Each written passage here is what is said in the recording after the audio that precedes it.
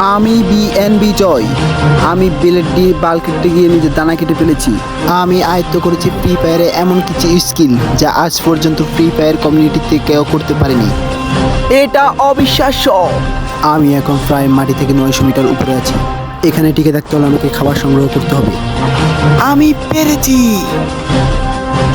আমি স্যান্তনা character use করে এনিমিকে বোকা বানিয়েছি। আরে ভাই আমার সাথে কেউ আসুস না, খানকিনাতে আমাকে মেরে দিয়েছি। এছাড়াও আমি তোমাদেরকে শেখাবো গেম প্লে না পারলেও গেমে কিভাবে টিকে থাকা যায়। তাহলে আমার সাথে থাকো আর দেখতে থাকো বিএনবি জয়।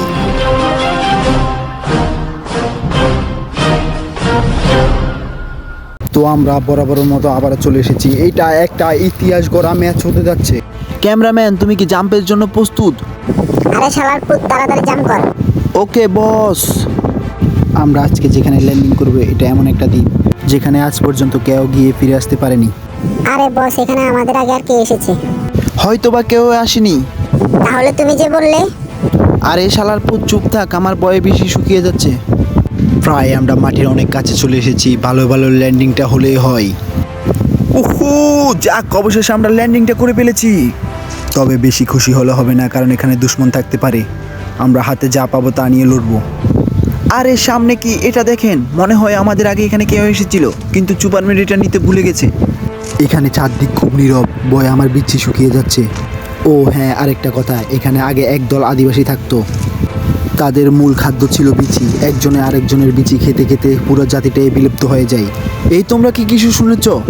মনে হচ্ছে আমাদের দিকে কে একজন আসছে। 1 মিনিটের জন্য হলো আমি ঘাবড়িয়ে যাই। আমি মনে করেছিলাম এটা একটা আদিবাসী, কিন্তু এটা আদিবাসী ছিল না, এটা বটবিনের একটা গুপ্তচর ছিল। প্রত্যেকটা সেকেন্ড আমি মৃত্যুর সাথে লড়াই করে যাচ্ছি, জানি না সামনে আমার সাথে কি হয়। ওই এটা দেখেন, এটা কি? আমি কিছু একটা দেখেছি। ও মনে হয় আমি পেয়ে গেছি আদিবাসীদের গুপ্তধন। যাক, আমার মনে হয় আমি ভালো কিছু পেয়েছি। আমি গুপ্তধন পেয়েছি। এবার 1 প্যাকেট লাকি সিগারেট কিনতে পারবো। এখানে তীব্র বাতাসের চোদনে আমি দাঁড়িয়ে থাকতে পারছি না। এখন আমি যেখানে দাঁড়িয়ে আছি, আদিবাসীরা মানত যে এখানে দাঁড়িয়ে থাকলে তাদের পুনর্জন্ম হয়। তাই আমিও এখানে দাঁড়িয়ে আছি যেন আমারও পুনর্জন্ম হয়। এই আমি মনে হয় কিছু একটা দেখেছি সামনে। আরে দেখেন, আমি এই জঙ্গলের মাটিতে এটা কি খুঁজে পেয়েছি।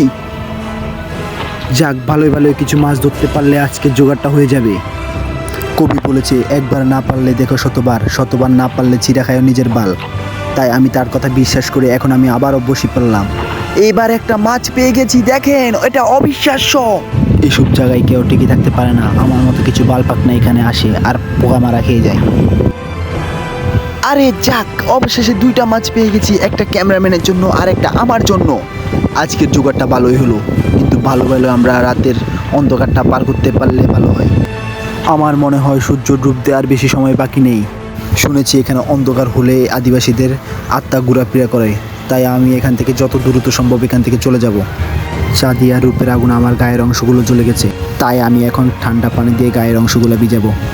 ক্যামেরাম্যান চলো, এখানে আর বেশিক্ষণ থাকা যাবে না, কারণ যত বেশি আমরা এখানে থাকবো তত বিপদ আমাদের দিকে তেড়ে আসবে।